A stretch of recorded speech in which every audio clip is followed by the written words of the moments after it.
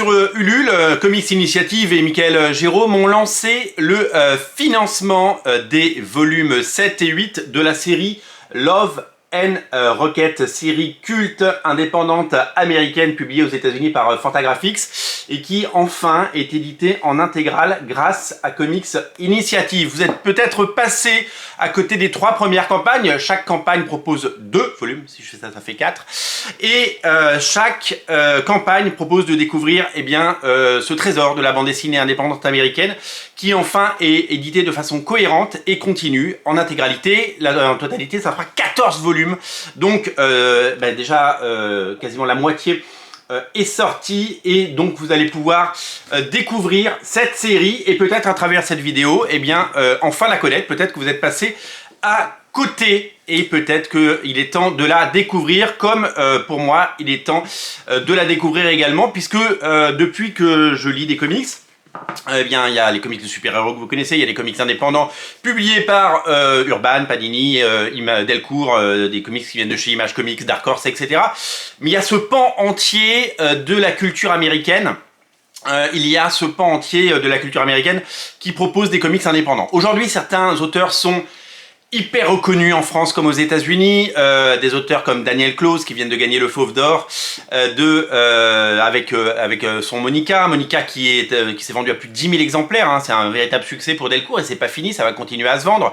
Daniel Close a fait énormément de comics et ils étaient autrefois publiés en France par Cornelius et maintenant ils sont édités, vous le savez, par Delcourt. Il y a évidemment Charles Burns, le fantastique Charles Burns avec son Dédale. Si vous n'avez pas lu Dédale, allez-y. Si vous aimez ces comics en noir et blanc, ces comics indépendants qui sont issus de la scène indépendante et qui ont été ensuite édités aux États-Unis par Fantagraphics notamment et qui bénéficient donc d'une large distribution, d'une aura et d'auteurs qui gagnent des prix en festival et qui font qui sont le cœur de cette culture américaine indépendante et de ce comics underground. On connaît Crumbs, on connaît tous ces auteurs évidemment, Robert Crumbs qui sont là depuis toujours. Peut-être que ces comics, peut-être que ces bandes dessinées peuvent vous intéresser et toucher un plus large public et c'est tout ce qu'on leur souhaite parce que c'est un véritable pari que d'éditer les 14 volumes de cette série pour Comics Initiative qui est une petite structure et qu'il n'y a pas forcément aujourd'hui le lectorat, le grand public pour les accueillir. Mais si Monica peut vendre 10 000 exemplaires, Love and Rocket peut peut-être aussi vendre 10 000 exemplaires. Love and Rocket, c'est une série qui est déjà sortie, mais alors par fragments, chez différents éditeurs. Il y en a eu chez Delcourt, il y en a eu chez Au Seuil, il y en a eu chez Albin Michel, il y en a eu chez Comics USA, il y en a eu partout, sous des titres différents. Ça s'appelait pas forcément Love and Rocket, ça s'appelait Loca, Palomar, Luba, des noms de héros, des noms des personnages qui habitent ce comics, et des noms des lieux, etc. qu'on rencontre. Cette série, elle est signée par les 3 frères Hernandez qui très vite ne sont plus que 2, non pas que le premier a disparu, il est toujours là, c'est juste qu'il s'est un peu désintéressé, il n'a pas produit de pages. Les frères Hernandez, c'est Jaime Hernandez et Gilbert Hernandez. Ils font tour à tour chacun un volume. En fait, c'est sorti aux États-Unis de façon périodique, chacun racontant ses propres histoires en noir et blanc avec un style assez similaire, mais hyper soigné parce que les premiers numéros étaient complètement auto-publiés et on se dit mais quel niveau de dessin et quel niveau de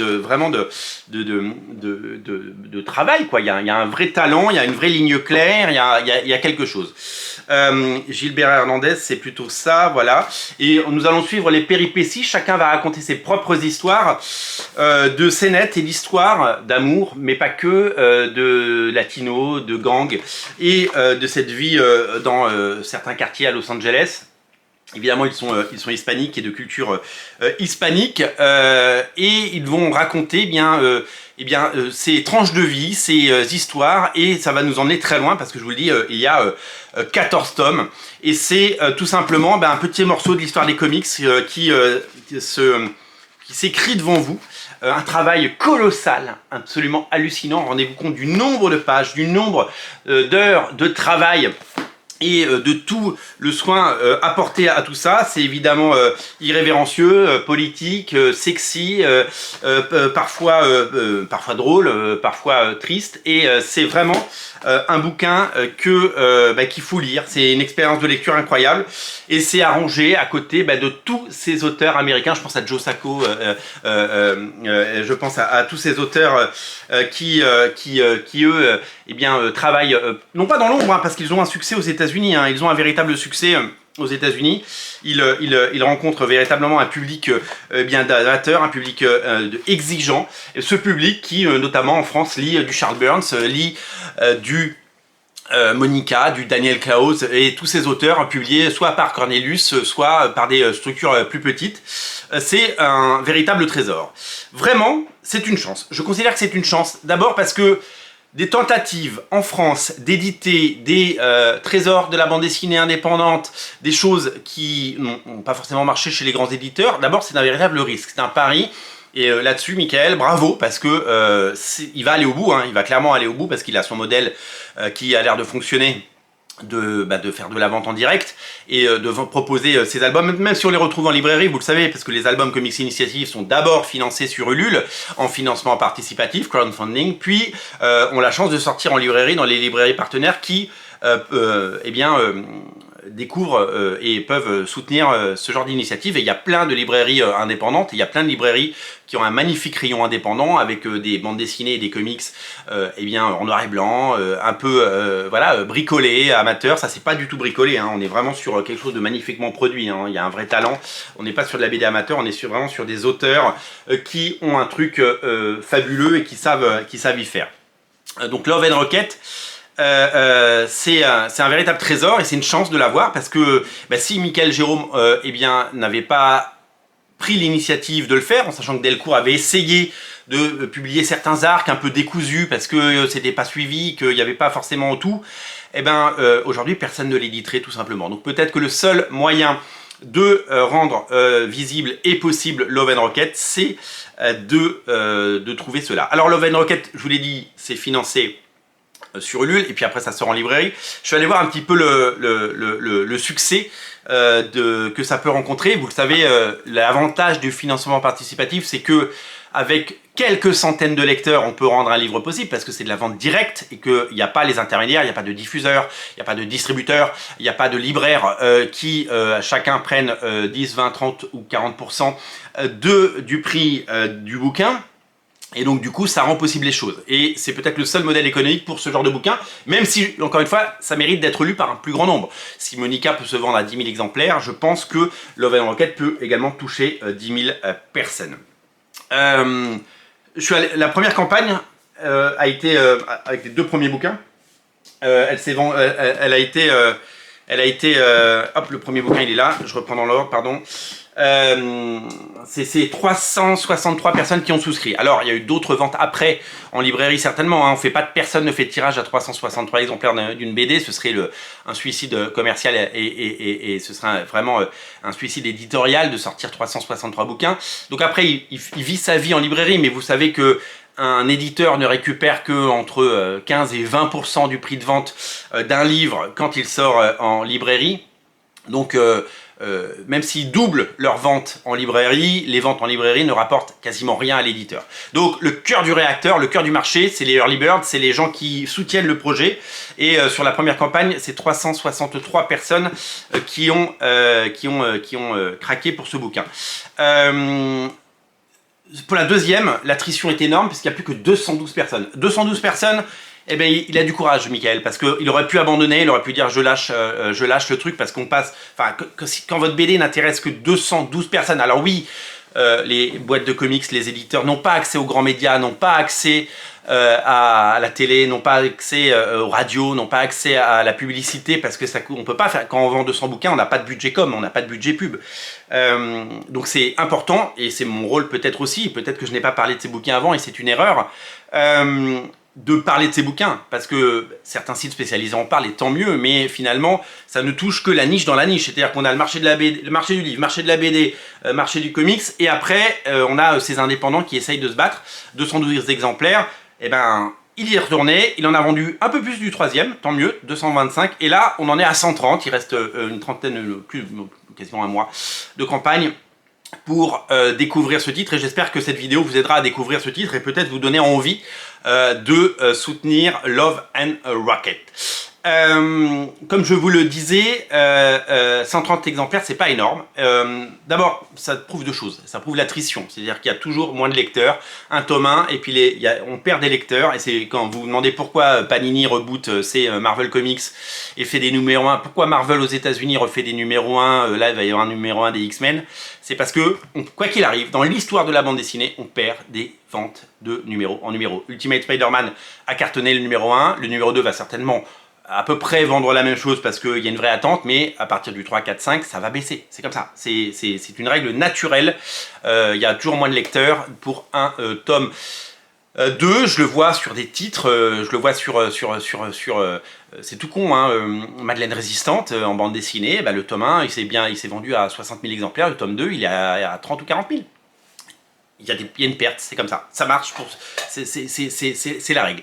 Après, je pense qu'il y a plus de 300 personnes qui sont capables d'aimer cela. Pourquoi? Parce que, comme je vous l'ai dit, certains titres comme Monica sont des succès. Je le répète pour une troisième fois, 10 000 exemplaires pour Monica et c'est pas fini. Et que certains titres, quand la presse s'en empare, eh ben, il peut se passer quelque chose. Quand la presse s'est emparée les guerres de Lucas, la bande dessinée sur la genèse de Star Wars par George Lucas, BD française, eh ben, cette BD, elle est à plus de 50 000 exemplaires, c'est un véritable phénomène, c'est un succès parce qu'il y a eu des papiers absolument partout. Suite à Angoulême, tout le monde a parlé de Knives Out on the Lake, tout le monde a parlé de Monica, tout le monde a parlé des guerres de Lucas, et bien ces titres ils marchent. J'étais hier dans une Fnac à Chartres et donc bah, ces BD elles sont mises en avant, elles sont là. Donc j'espère que les libraires, amis Fnac, eh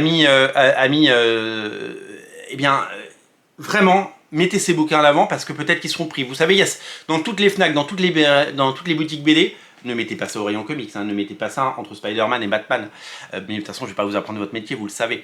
Je suis sûr que ces bouquins, si vous les mettez à côté des Daniel Clowes, si vous les mettez, vous savez, dans ces rayons par auteur, là, cette espèce de colonne qu'on voit à chaque fois un peu partout et qui nous fait dire ah, mais regardez c'est génial, il y a vraiment quelque chose d'intéressant. Moi je vais souvent parce que j'ai envie de découvrir des nouvelles choses, j'ai envie de trouver des BD comme ça, des BD indépendantes parce que j'y trouve c'est vrai, c'est graphic novel, hein, comme on dit, voilà le rayon graphic novel américain, hein, pas le roman graphique à la française qui est un terme un peu galvaudé aujourd'hui. Eh ben je pense qu'on peut trouver d'autres personnes. Donc je pense qu'on peut évidemment, je pense que ça peut toucher plus de gens. Je pense que ça peut toucher plus de 363 personnes, comme ça l'a fait par le tome 1. Et je pense que c'est une bande dessinée, d'abord qui mérite d'être découverte, et je pense que c'est une bande dessinée qui mérite évidemment d'être lue, d'être savourée et d'être vraiment soutenue. Voilà, faut vraiment y aller, je pense, parce qu'il faut vraiment pas hésiter. Allez-y, craquez. D'abord, allez dans le lien en descriptif de la vidéo, découvrez la campagne, si ça vous plaît, vous pouvez tenter l'aventure. Les bouquins, on peut les trouver absolument partout également, parce qu'ils sont distribués. Donc vraiment, allez-y, parce que ça mérite d'être découvert. En tout cas, voilà, je voulais vraiment profiter de cette chaîne hein, pour vous faire découvrir ça. J'espère que en convaincre au moins 2-3, peut-être que vous serez 5, 10 à découvrir tout ça, et peut-être que ça vous donnera envie de soutenir et découvrir cette campagne. En tout cas, elle continue, et je vraiment salue une nouvelle fois l'audace, le courage et le travail de Michael, parce que c'est un travail de dingue de traduire, éditer ça. Regardez, en plus à la fin ça fait une magnifique frise. Non, l'édition est parfaite. L'édition est parfaite. Et je pense que c'est important de soutenir les éditeurs qu'on aime et de soutenir le travail passionné, acharné d'éditeurs qui veulent démocratiser la bande dessinée. Si vous travaillez pour un média, si vous avez un site, si vous avez un blog, si vous avez un compte Twitter ou un compte Instagram, n'importe quoi, vous avez des followers, eh ben, soutenez ce titre, mettez-le en avant parce qu'il mérite de l'être. Si vous aimez ces bandes dessinées, eh bien, soutenez-les. Si vous ne connaissiez pas, et je suis sûr qu'il y en a plein d'entre vous qui ne connaissaient pas, peut-être que j'ai attiré votre attention, et tant mieux. En tout cas, eh bien, ces titres n'attendent plus que vous, et je pense qu'ils peuvent toucher plus de 300 personnes. Ça ne plaira pas à tout le monde, mais ça peut plaire à beaucoup de gens, parce qu'il y a beaucoup de gens qui achètent ce type de bande dessinée, mais beaucoup de gens ne le savent pas. Merci pour votre attention. Découvrez Love and Rocket, c'est disponible en lien en descriptif de la vidéo. Et c'est la campagne Ulule qui fonctionne en ce moment et qui est en cours. Donc vraiment, allez-y.